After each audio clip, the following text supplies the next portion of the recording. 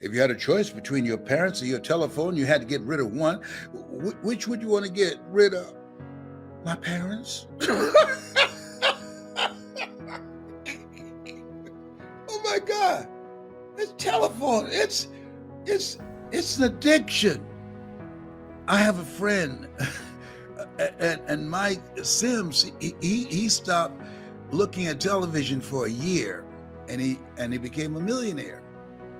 So I said, you know what? I'm gonna just focus on reading and meditating and journaling and exercise and praying and being focused on my dream and working with people that fit in this category, that they are positive, they are purposeful. That means they have a purpose and they're going in the direction that I'm going. They are productive. They're working on their stuff and they're profitable. They're making some stuff happen.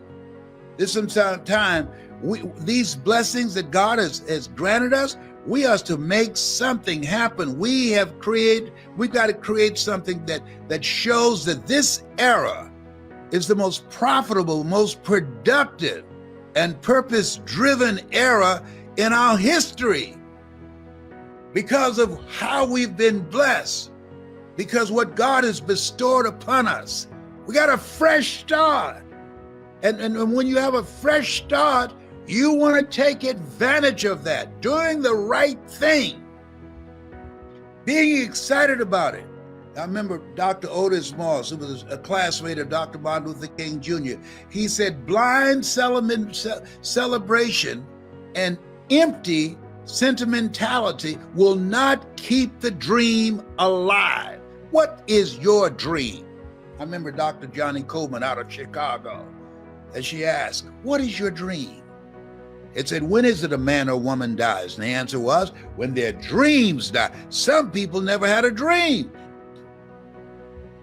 They think in terms of getting a job. Well, that's not an option now. This is an entrepreneur's era. You have to create your own job. And you got it like that, whether you recognize that or not.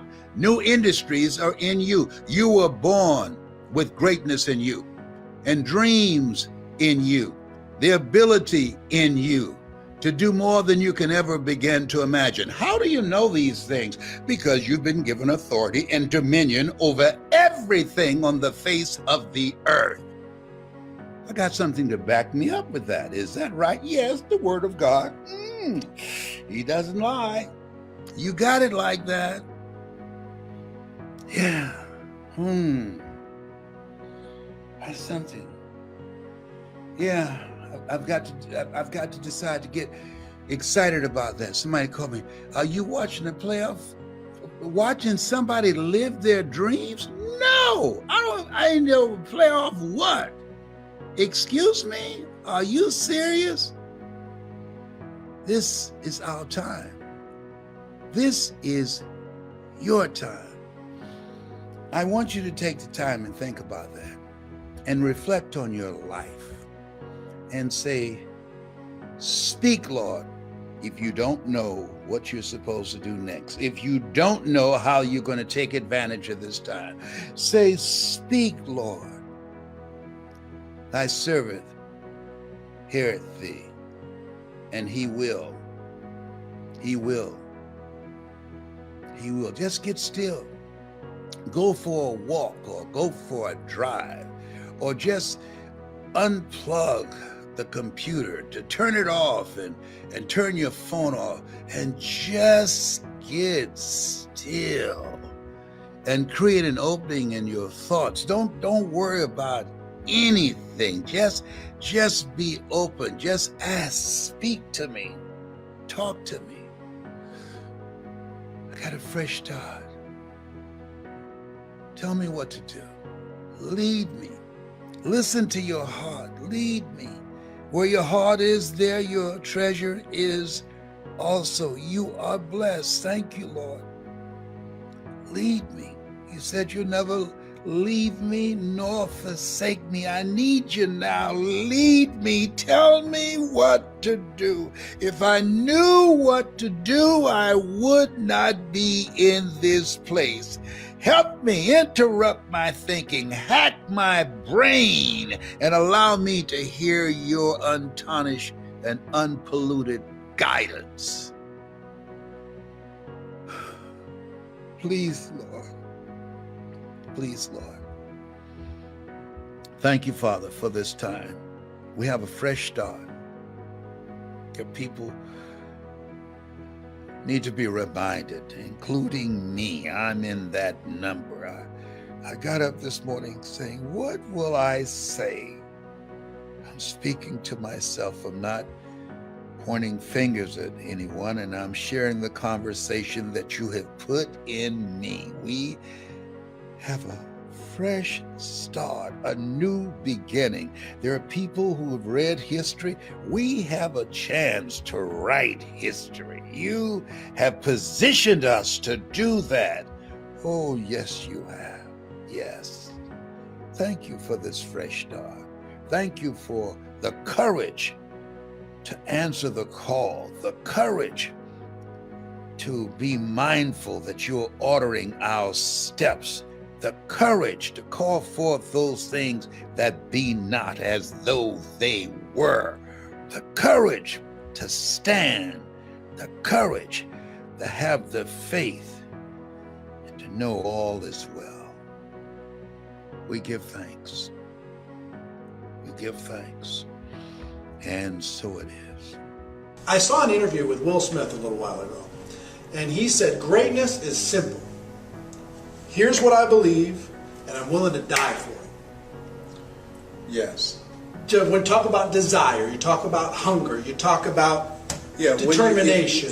Are you willing to lose it all to gain it all? Just willing to just go out there and make it happen. I believe that since greatness is possible, then being excellent is not enough. Right. That anybody through observation and practice can perform at the level of excellence. But when you see a Larry Bird who formerly played for the Boston Celtics, you don't say, boy, when the Bird played, he was an excellent player. We're talking about greatness here. You see a Wayne Gretzky. And I believe that when you're pursuing your greatness, you don't know what the limits are. So you act like you don't have any, that you become intelligently ignorant. According to the laws of aerodynamics, as we know, a bumblebee isn't supposed to fly because his body is too large to be held up by the little puny wings. But the bumblebee doesn't know it. And what you will find in multi-level marketing, that you'll see people take quantum leaps in terms of their influence and their income. Why? Because being in a community of achievers, you discover some powers and abilities you have that you don't even realize. That L.C. Robinson was right, that things may happen around you and things may happen to you, but the only things that happen that really count are the things that happen in you. And part of being around other achievement-driven people, they'll push you to levels that you could never go by yourself. And that's why it's so very important that we do something that Jim Rohn said, and that is look at your relationships. You're building an organization. You want to develop greatness. The only way you can develop your greatness is you've got to be in a relationship with people that will push you, that will stretch you, that hold you to a higher standard, that will hold you accountable. And you have to look at your relationship, and Jim said, ask the question, what is this relationship doing to me? Right. Am I growing mentally and emotionally and spiritually? Is it challenging me? Am I honoring my word as myself? Is this making me begin to look at myself and reflect on myself and raise the bar on myself? Einstein said that thinking that has brought me this far has created some problems this thinking can't solve. And part of developing your greatness is being around people who, as you run, you can run faster with 100 who want to go than with one around your neck. But they will challenge you to step it up to another level. Right. What 3 principles for greatness did you extrapolate from him? Well, that's a great question. I think I learned I would consider that there are 3 curriculums to success that I learned from my father and his illustrious career.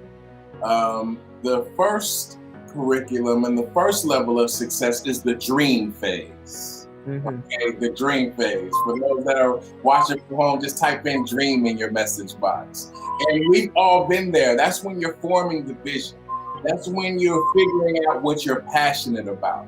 That's when you are actually discovering the talent and the potential within you and finding out how to put that in this free market enterprise system that we have globally.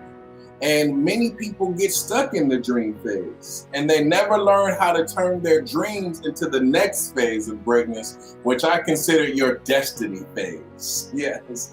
First, you got the dream phase, but once you figure out what your dream is, once you start to build relationships around your dream, then you graduate to the next level and you move from having a dream to claiming your destiny. And one of the things I learned from my dad is that if you don't claim your destiny won't claim you. In your destiny phase, that's when you're doing the work.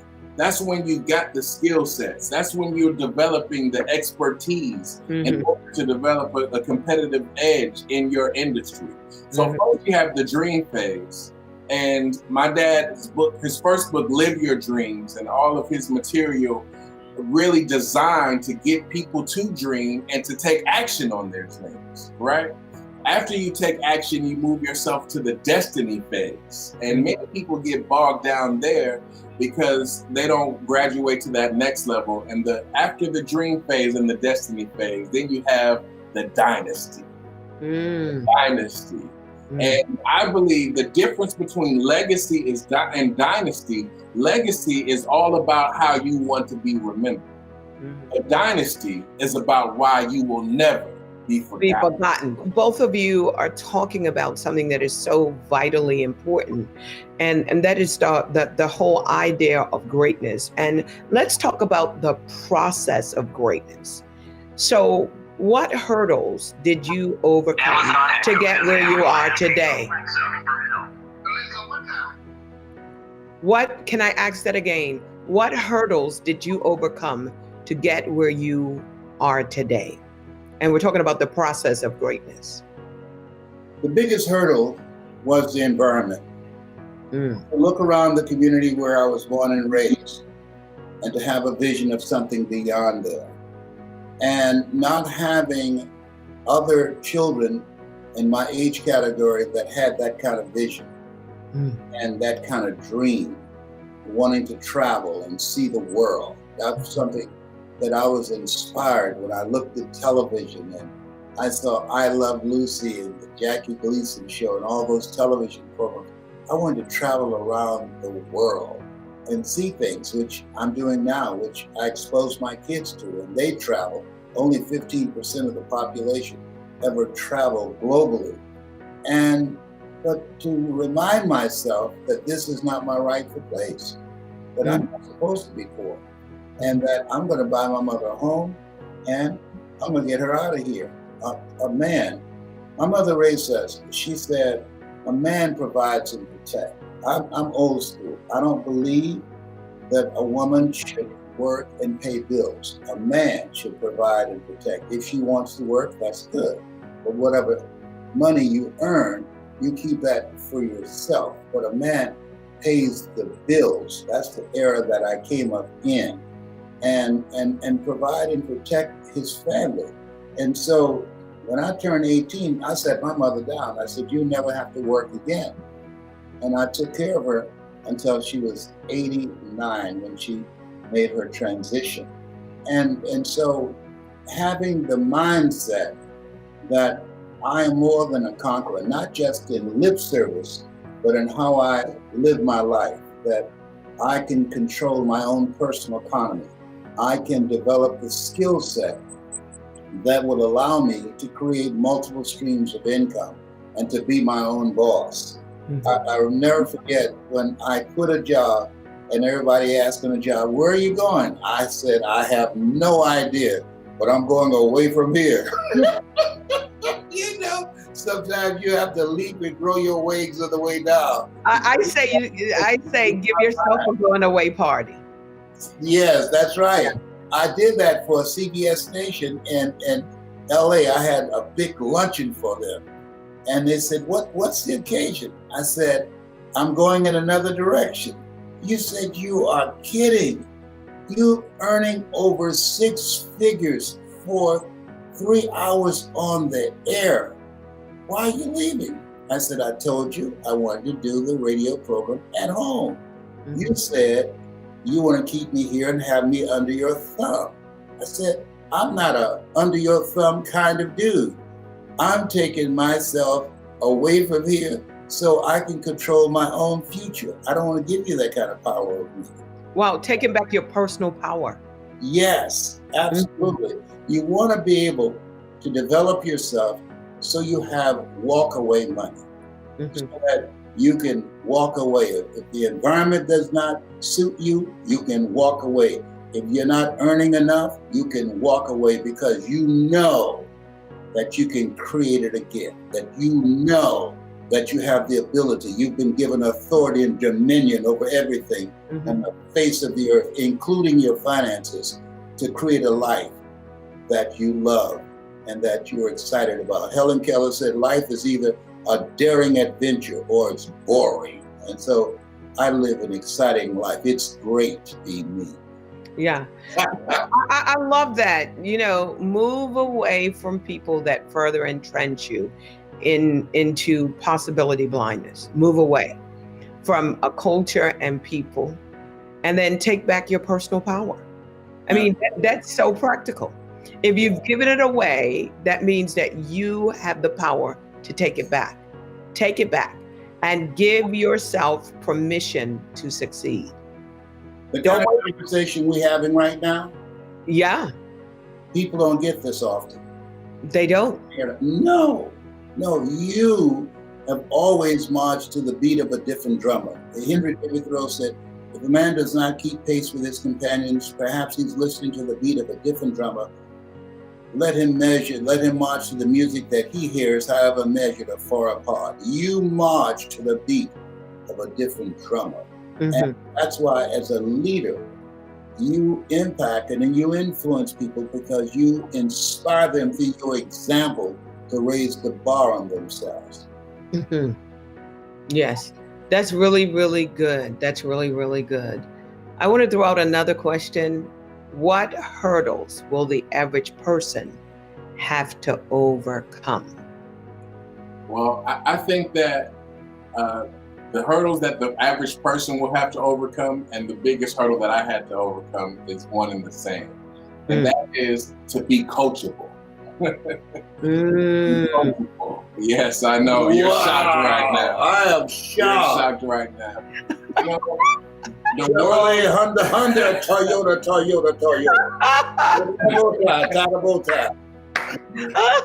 the world is filled with know-it-alls who accomplish very little.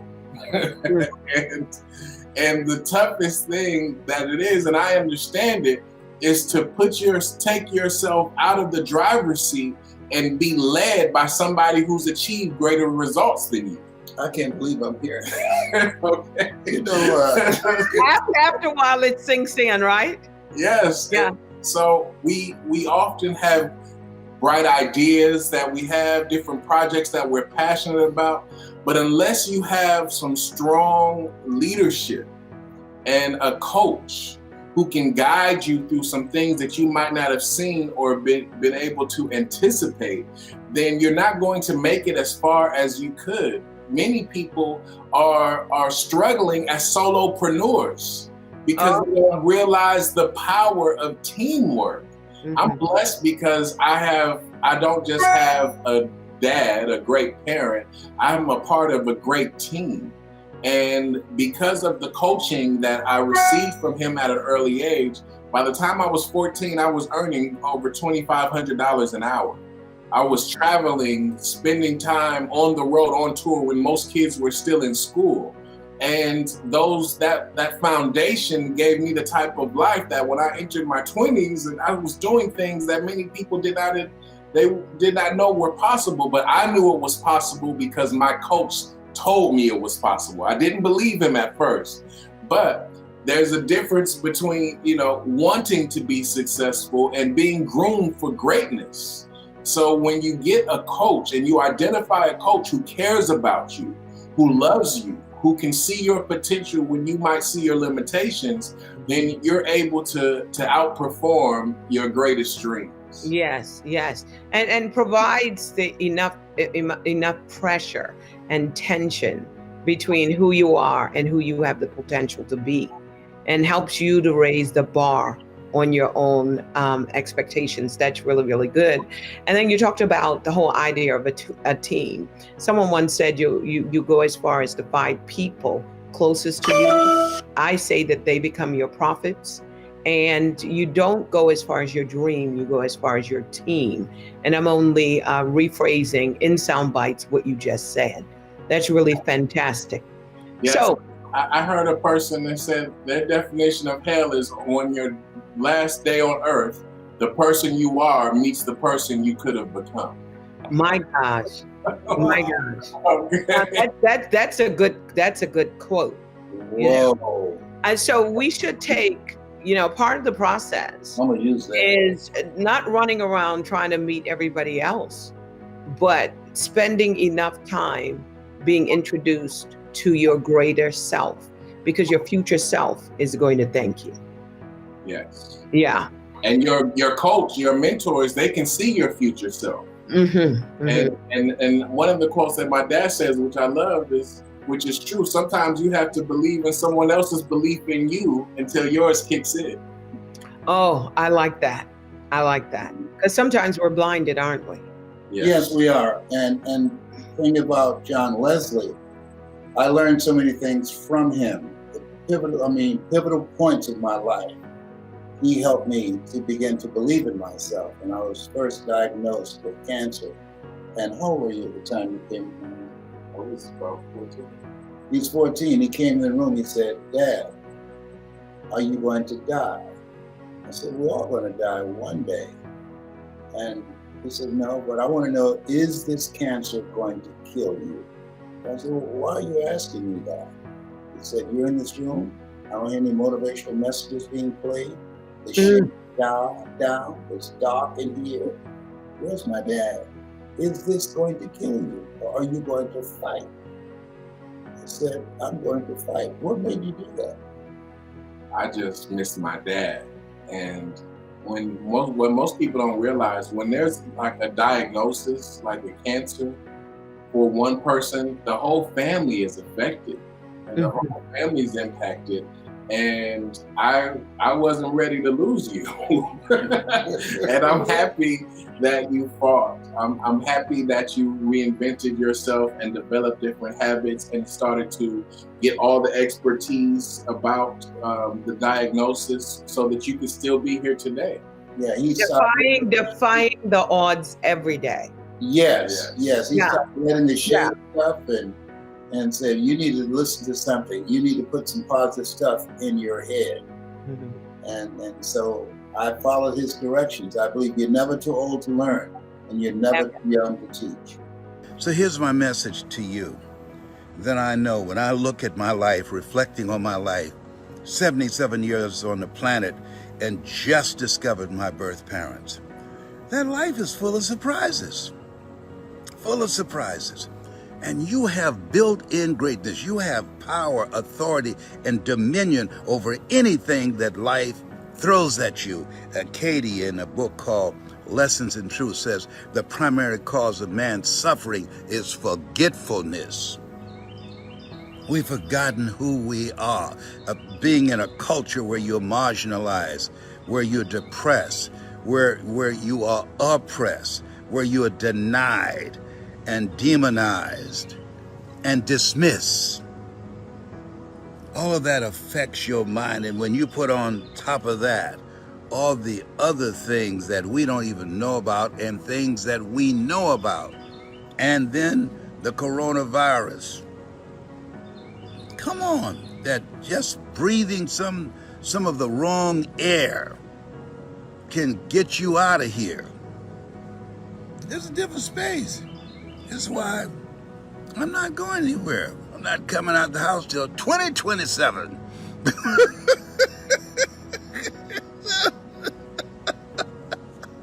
So that's why I'm on my back porch here talking to my girlfriend Tyrone. Oh, by the way, Tyrone, he met a lady named Trina, and she said, "Put a ring on it." So he's getting married. I'm going to officiate the whole process. You're going to see it. But I just wanted to just say, you have built-in greatness. Don't you underestimate who you are and whose you are because of what's going on. Like, God is in the midst of this stuff. And I have to remind myself of that every day, because things happen to you and things happen to people you care about. And so I want you to keep this in mind, that you were born for greatness. You were born for such a time as this. You were chosen. You've been picked out to be picked and to listen to the still small voice within. And I just got so many great ideas. I got so many things that I say I'm going to do. And people are coming up with great inventions, great entrepreneurial ideas. And I'm going to be interviewing some of them. In fact, I got my own special pillow I got to tell you about. Look out, Pillow Man. Let me tell you something. I got all kind of things. A motivational dial. Oh, come on, baby. Homie ain't playing. Oh, don't come for me. And let me tell you, laughter's good for you. It's good for your mind. And so I'm getting back into art. I love to draw and playing chess. Oh my goodness, I'm keeping my mind active. What nursing home? Excuse me? I can take care of a nursing home. They ain't gonna be taking care of me. No, I changed my own pants. So y'all be peeping at me. So I got my little gym in the garage. Oh, you see me? Homie gonna be buff. I got 1 pack now, but I got 5 packs that cometh. Yes, I'm gonna be working out. You gonna say, oh, I got some muscles too. Let me show you one of my muscles. Oh, don't tremble. Oh yeah, I got muscles. You know what I'm saying? He has not taken his medication. Tyrone, talk to him. That's my squirrel friend, Tyrone. I just said to him, don't come over here now, Tyrone. I'm about to have my lunch and I've got to say a prayer. So I just wanted to make you smile, make you feel good. I was just thinking about you, okay? You have something special. You have greatness in you. We're here because of God's grace and mercy. Last night we did our Hungry to Speech training we do on Thursday nights. What I shared with people, how you can have a story or you don't have to have a story. How the best speakers are the best listeners. And so I listen very deeply. And some of you have seen me take someone's story. I will ask, can I take a swing at it? And they say, yes. And then I do a piece with it. And they say, how you do that? Well, this is something that I love. And so I'm always listening. So the best speakers listen not just with their ears and not being judgmental, but listen with their hearts and what touched them. So I'm going to give you an example, and this is something that coaches and salespeople and multi-level marketing people and speakers and just business people should use as a strategy to learn how to become more effective and think on your feet. And if you're called upon to give a presentation, listen closely when you're in meetings and sitting and taking notes, that if something that gets touched you, then you can use that. So I'm going to give you an example. Last night, one of our members in Hungry to Speak, one of the speakers said last night, God's up to some amazing stuff. God's up to some amazing stuff. Ladies and gentlemen, as you look at yourself, look at your goals and dreams. As we look at all that's going on in the midst of the pandemic, in and out of it, here's what we know. God is up to some amazing stuff with your life. Because in this thing called life, it's about growth. This thing called life, It's about handling and transforming ourselves to accommodate the disruptions of life. This thing by life and where we are right now, it's full of distractions. And so as you look at yourself, look at your goals and dreams.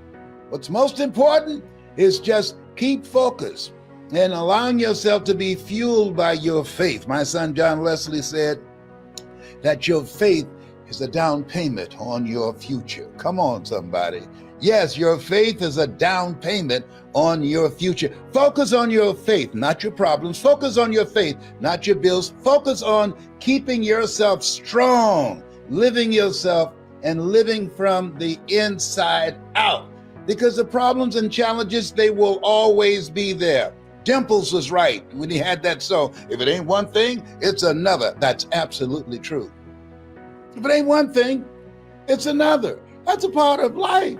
And so here's something else. Not only do you want to stay focused, keep this in mind. Good quote, good wisdom impacted in this quote. When things go wrong, don't go with them. Hello? When things go wrong, don't go with them. I'm at the airport. I'm waiting to pick somebody up. And you all, if you travel, you've seen a guy out there telling people to circle. And I was circling perhaps my 7th time, my 8th time, and he was getting on my last nerve. You know why he got on my last nerve? Because there was a young lady there that he was rapping to and trying to get a date with properly, and she didn't have to move. So I pulled right up behind her. And he said, hey, keep moving. I said, no, buddy. When she goes, I go.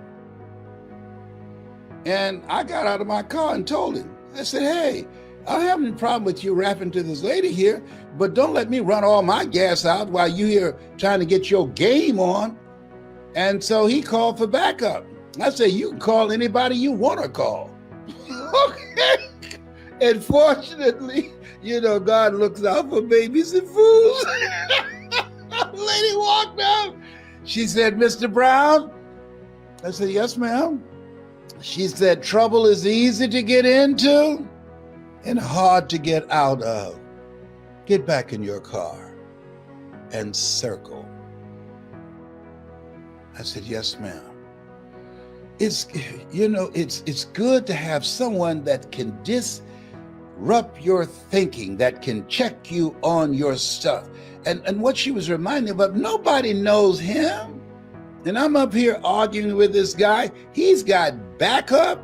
And when they come, guess who they're going to put in handcuffs? Les Brown. And they don't know that chump. I'm getting mad thinking about it right now. Come on, Tyrone. I ought to send you up there because Tyrone's got a black belt in karate. Okay, Tyrone, it's all right. It's all right. Calm down. Yeah, he said he should do you like that. I know.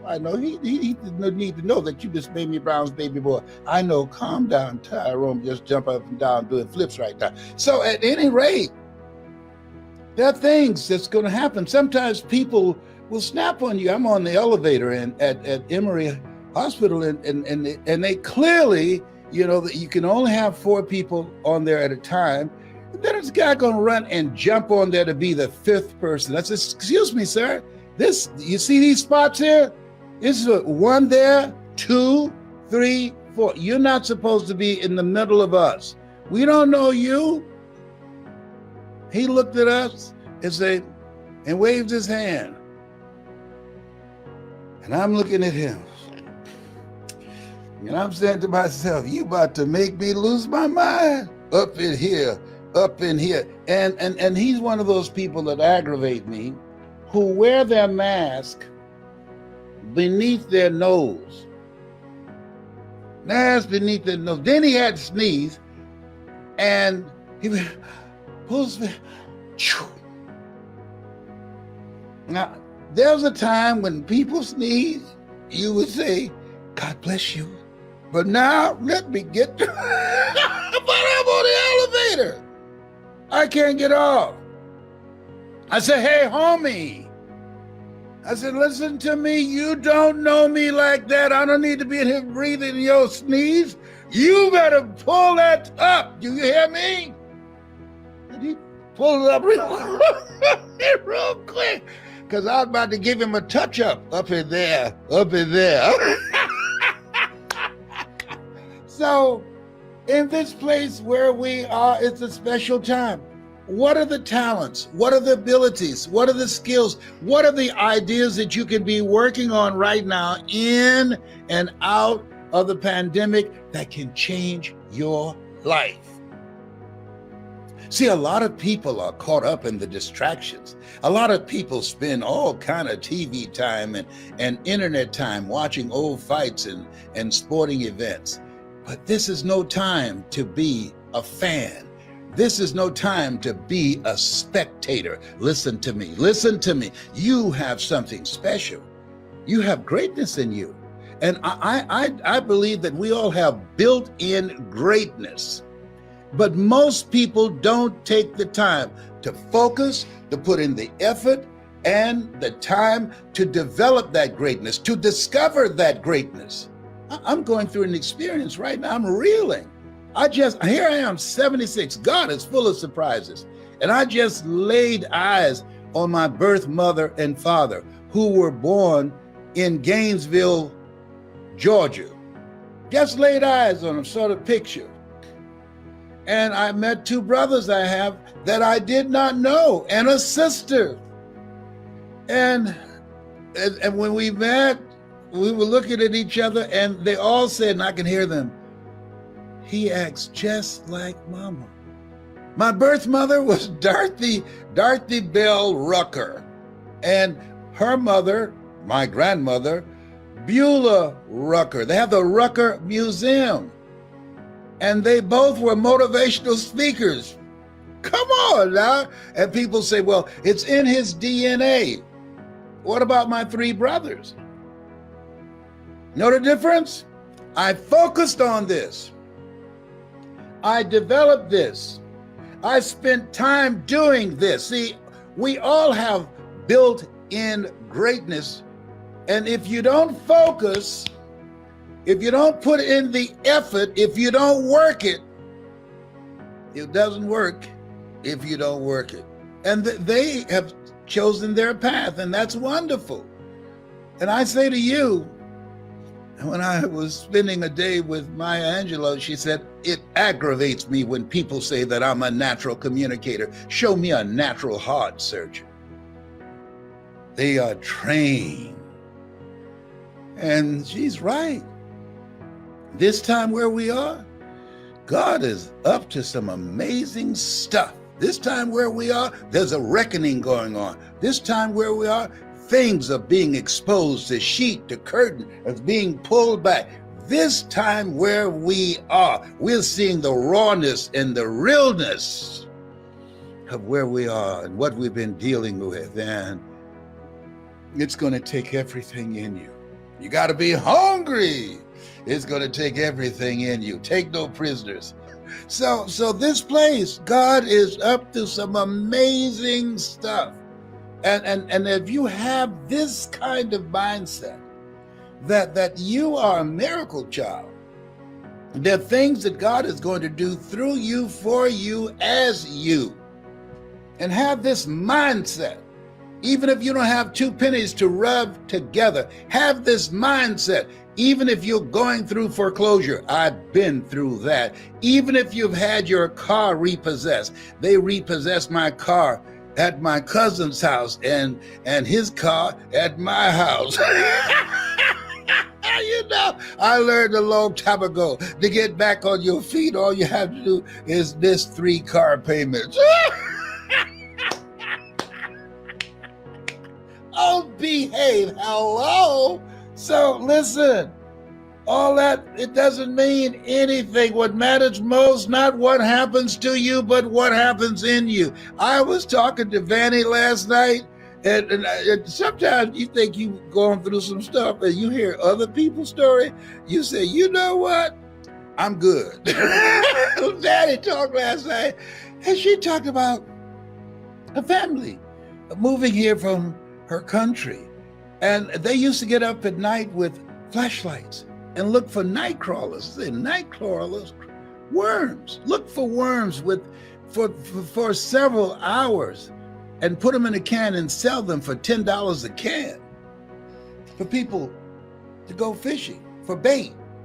Mackerel, 5 years, over 8 people packed in one room in pursuit of a dream, in pursuit of a better life. And she said something that was major last night. She says, do what you have to do.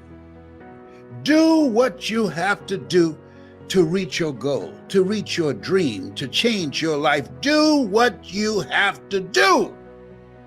And see, a lot of people don't want to do what they have to do. You know what they don't want to do? They don't want to work, so they prefer to suffer. Commit thy works, that's internal work, and external. Commit thy works unto the Lord, and thy thoughts shall be established. In all thy ways acknowledge him, and he shall direct thy path. See, you are more than a conqueror. I'm having a hot flash right now. Oh, behave. I call it a power surge. Come on, Mickey Mouse, help me out. You know Mickey Mouse. I'm sorry to tell you this. Got my little Mickey Mouse band. I'm sorry to tell you this, but I want you to know Tyrone don't like you. Why are you so happy? As Orrin Hudson would say, it's the best day of my life, and yours too. How could you say that? Because you're not taking a dirt nap. If you don't think it's the best day of your life, try missing one. Hello? So, when you focus on the possibilities, when you focus and put your energy on working on finding a solution, on knowing that this too shall pass, when you focus, as Willie Jolly would say, a setback is a setup for a comeback. You have comeback power. When you focus, you activate angels in your behalf that will open doors you did not see. You have something special. You have greatness in you. Yes, you do. And your circumstances, your situation, that does not determine it. That's why we are told, judge not according to appearances. There is mind sight and there is eyesight. People who judge with eyesight, who judge based upon what they see, but people who have mind sight, they call forth those things that be not. They live out of their imagination and not their history. They call forth those things that be not as though they were. Oh, that's why my son John Leslie said, your faith is a down payment on your future. And that's why Adam Clayton Powell, former congressman out of New York, said, keep the faith, baby. Keep the faith, even as things are going on right now, with all the divisiveness, with all the confusion, with all the lies. Keep the faith, baby, and social distancing. Keep the faith, baby. You were born for greatness. You have built-in greatness. Keep the faith, baby. As one person said, in life, you'll always be faced with a series of God-ordained opportunities, brilliantly disguised as problems and challenges. Oh, keep the faith. You were born to do great things. We're in the new normal, but there's nothing normal about new. So it's this oxymoron. How can people navigate the new normal and arrive at a place of greatness? Because that's one of your themes, but success and prosperity. How can they do that? If we just follow the things that you've been teaching for years, as a man thinketh in his heart, so is he. That's a very important statement there. Why? I didn't do what I'm doing now for years because I was allowing my thinking, my belief system to govern my behavior. The mind believes as a man thinketh in his heart, but the heart knows. Yes. Ye shall know the truth, and the truth that you know will allow you to accomplish and do things that eye has not seen, Ear has not heard, nor has entered the heart of mankind what God has in store for you. Just think about the fact I'm adopted, born in an abandoned building on the floor in Liberty City in Miami, Florida, and labeled educable mentally retarded. And now I earn $70,000 in an hour, where I used to be so broke I walked past a bank and tripped the alarm. Oh, behave, whatever. Yes. Over the years, what have you seen as the largest barrier for people to find greatness? Their own inner conversation. Their, as psychologists would call, their self-explanatory style. There's an African proverb that I use often: if there's no enemy within, the enemy outside can do us no harm. And Shakespeare said, the fault, dear Buddhas, it's not in our stars, but in ourselves that we are underlings. And when we think about where we are and who we are, the biggest thing that we have to overcome, and I think that Dr. Carter G. Woodson, who wrote the book, The Miseducation of the Negro. Yes. If you can determine what a man shall think, you never have to concern yourself with what he will do. He said, if you can make a man feel inferior, you never have to compel him to seek an inferior status, for he will seek it himself. And if you can make a man feel justly an outcast, you never have to order him to go to the back door. He'll go without being told. And if there's no door, his very nature will demand it. In the United States, it was a capital offense if we got caught learning how to read. Just imagine that. Learning how to read. They would hang you if you were a slave. They would shoot you and kill you. Frederick Douglass, in his autobiography, talks about the fact that the slave master came home one day and found his wife teaching Frederick Douglass how to read. And he took Frederick Douglass out in the back of the house and he tied him to a guardrail, wooden guardrail, and he beat him with a buggy whip within an inch of his life and cut it loose, and he fell down unconscious. And he went in the house, and Frederick Douglass was bleeding, and he crawled under the house, and he overheard the slave master yelling at his wife, I told you, never teach a slave to read, because if he learns how to read, he'll never be satisfied being a slave. And Frederick Douglass, under the house, nursing his wounds, decided that he was going to teach himself to read. Frederick Douglass went on to become one of the greatest abolitionists and great orators of that day. He went on to become an entrepreneur. He owned several banks in the South and traveled around the world because he learned how to read and to educate himself. Now that's hunger. Yes. That is a great example of someone being hungry. You know, you have all of these things stacked up against you. Culture, where you were born. It's like it's all stacked up against you.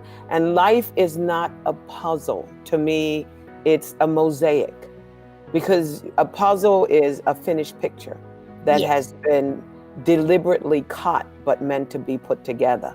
And a mosaic is broken pieces that were never meant to be put together. And we're able to take the broken pieces of our lives and make something absolutely beautiful. And to me, it reminds me of something that you talk about in your book, having a sense of urgency. And you gave a great example of Frederick Douglass. But what does that look like in modern times, Mr. Brown? We don't know how much time we have left. We all are going to leave here. We all have an expiration date. Millions of dollars were promoted on a concert by Michael Jackson's group, saying this is it. This was going to be his last world tour. He had no idea that concert was never going to take place. I was in South Africa, and Dr. Miles Monroe was across the street from me, the same hotel area. And so I went over to see him because I wrote the foreword to his first book, Your Personal Potential. And so I told the lady, I said, I'm Les Brown. She said, I know who you are. I said, I'd like to see Dr. Miles. She said, Dr. Miles is having a seminar with couples. I said, if you let him know that I'm here, I said, I guarantee you, he will come out here or he'll call me in there. She said, I'm going to do something better. She said, I'm going to set up breakfast for you tomorrow morning with Dr. Miles. I reluctantly agreed.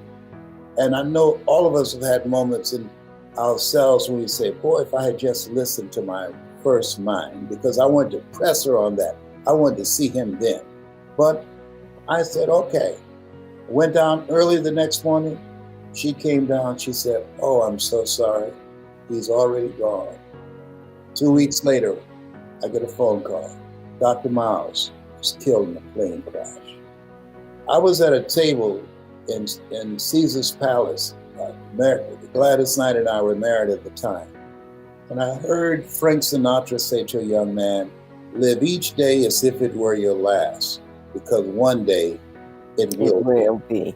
Yes. And so we have to live like that. Live each day as if it were your last, because we are here for an appointed time, and we have to work while there's still light and do the work that we came here to do. And so many dreams that have lost out and never came true. There's a quote I love, many a flower has bloomed unceasingly and wasted sweetness upon the cold desert air. That many talented and gifted persons have gone unnoticed, and the world never had a chance to be exposed to their genius. Yeah, I want to talk about that process. I think that's really powerful. It's a great analogy that the negative voice is like weeds. They're going to keep coming back, and the moment that you stop tending the garden, you're going to be in trouble again. What does your process of tending the garden look like? What do you do on a daily basis to keep it clean? Well, we've developed a program called 4 Steps to Greatness, and it's a cyclic process. One, self-awareness, where you constantly, every day when I get up, I read. I get up and there's a scripture I love, because all things work together for good for those who love God and for those who are called according to His purpose. And so I meditate on that, and I visualize myself doing some good stuff in the planet.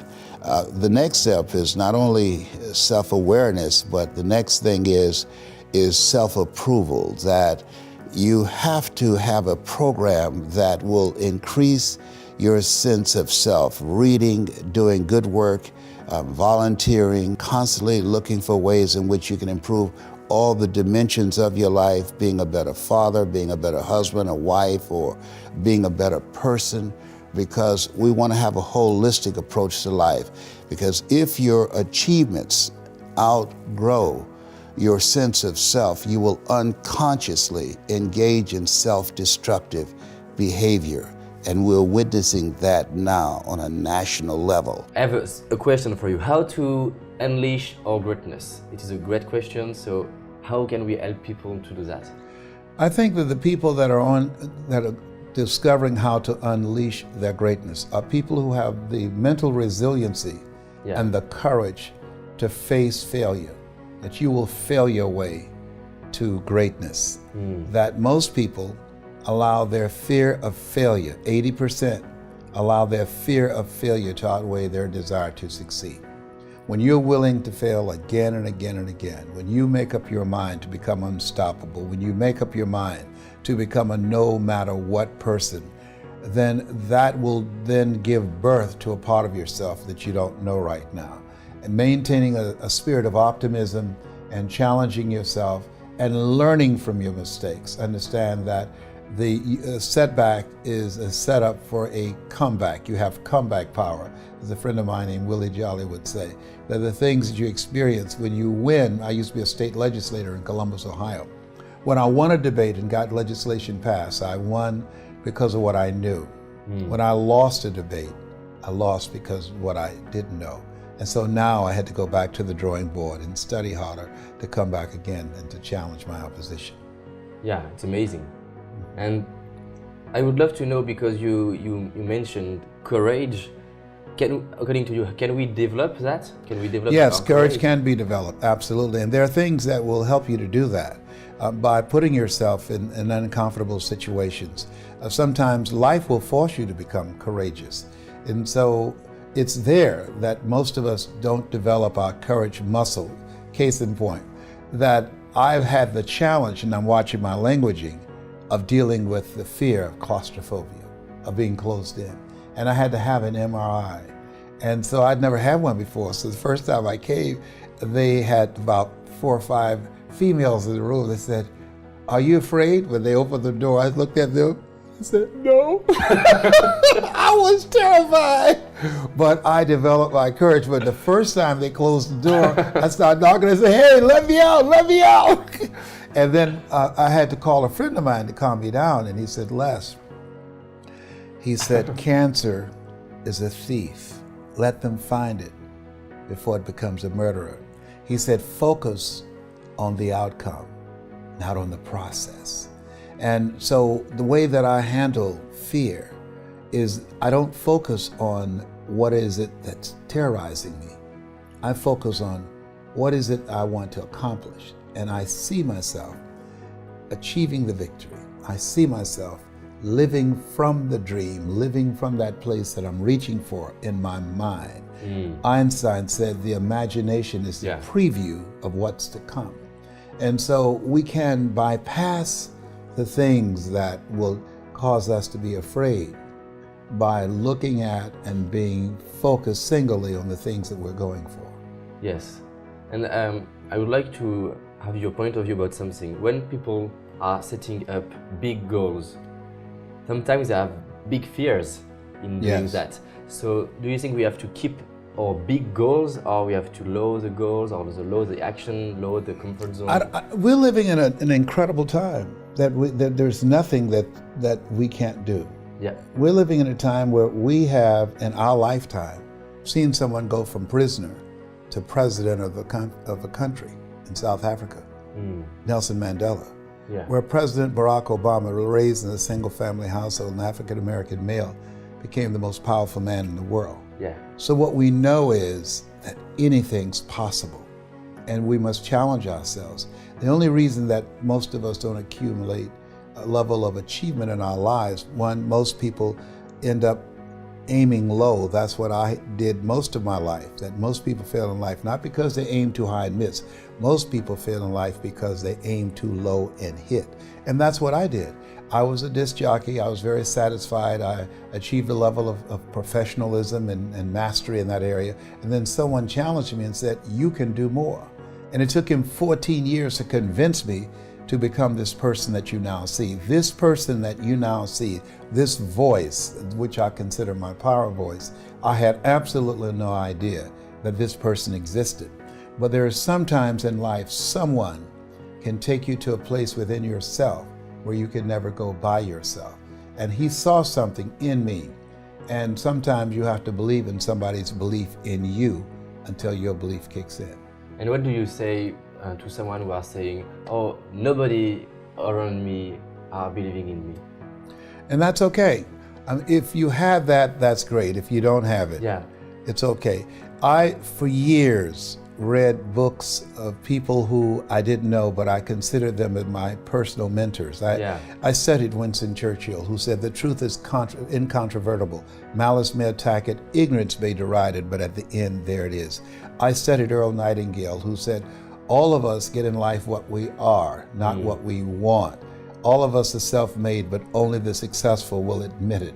So I studied these people, and they mentored to me. I feel their spirits. I surrounded myself in my bed with their books and their audio, in my imagination, and listening to their audio programs. Yes. So how much does the library card cost? It's free in the United States. I don't know what in your country. So I suggest that you spend time working on yourself. Study the high achievers. I did that to find out how did they get there. I studied the life of Frederick Douglass, who said, "We won't get everything that we fight for, but everything we get, it will be a fight." And so as you study these people and imagine yourself in their position, and in your mind's eye, say to yourself, as I did, if they can do it, I can do it. They put their pants on one leg at a time. They breathe air just as I do. And so I believe that what you focus on the longest becomes the strongest. What we think about, we bring about. When you train your mind to serve you Yes. by reading a minimum of 20 to 60 pages a day, listening to audio programs, writing goals down, reading them 3 times a day, you're literally creating a new mental blueprint and imagining and seeing yourself already living from the goal. You begin to do some things that would most people look at it and see as magical. Yeah, great. And do you advise to read a lot of biography? Yes, I love to read the biographies of people because I wanted to know what is it that helped to develop their thinking, their character, their philosophy, their whole approach to life. What are the things they went through? What are the things that challenged them? What are some of the things that I can learn and glean from their life that will help me to get to that next level? It's very informative to look at the whole person as opposed to a slice of their lives. I want to make a difference for youth. Do you think it could be a powerful idea to help youth to read biography? It is very important that they read biographies. Yeah. I did that as a young person, absolutely, because I was I'm a twin, and so my twin brother was always held up in my face and I was taunted. I was called the DT, the dumb twin. And so I wanted to prove that I was not dumb.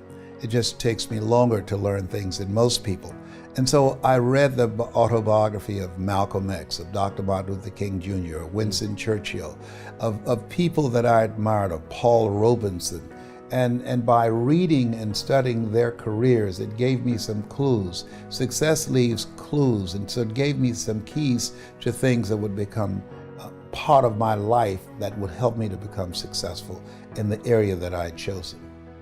At the beginning of your journey, did you had believe that the fact that you are black could be a disadvantage at the beginning?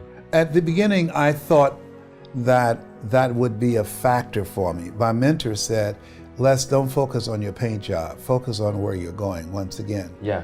Keep your eyes on where you're going. It became a factor in a variety of situations, but to my advantage. And what I mean by that, it gave me a strength and an advantage to motivate and inspire audiences. When a Tony Robbins or a Joel Osteen or a Brian Tracy, a Jack Canfield, Mark Victor Hansen, these are my friends, go into a primarily white audience, and 99.9% of my audience is Caucasian, and say, you have the power to live your dreams. People look at them and say, if he can do it, I can do it. But when I come in and say, you have greatness within you, you have the power to live your dreams, they look at themselves and look at me and say, if he can do it, I know I can do it, and they leave there running. Yeah. So that's an advantage I have.